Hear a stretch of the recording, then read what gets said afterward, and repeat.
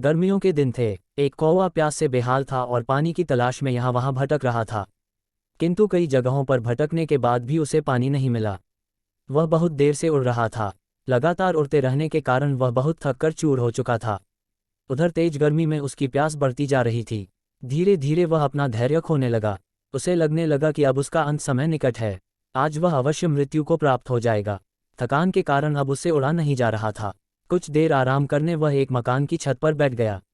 वहां उसने देखा कि छत के एक कोने में घड़ा रखा हुआ है। घड़े में पानी होने की आस में वह उड़कर घड़े के पास गया और उसके अंदर झांक कर देखा। कौवे ने देखा कि घड़े में पानी तो है, किंतु इतना नीचे है कि उसकी चोंच वहां तक नहीं पहुंच सकती थी।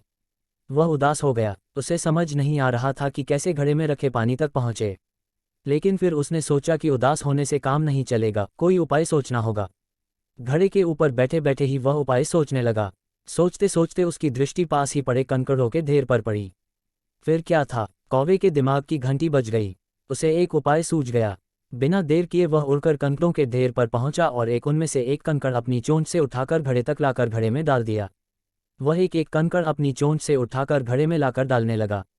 कंकड़ डालने से घड़े का पानी ऊपर आने लगा। कुछ देर में ही घड़े का पानी इतना ऊपर आ गया कि कौवा उसमें चोंच डालकर पानी पी सकता था। कौवे की मेहनत रंग लाई थी और वह पानी पीकर तृप्त हो गया। सीख, चाहे समय कितना ही कठिन क्यों न हो, धैर्य से काम लेना चाहिए और उस कठिनाई से निकलने के लिए बुद्धि का प्रयोग करना चाहिए। धैर्य और बुद्धि से हर समस्या का निवारण संभव है।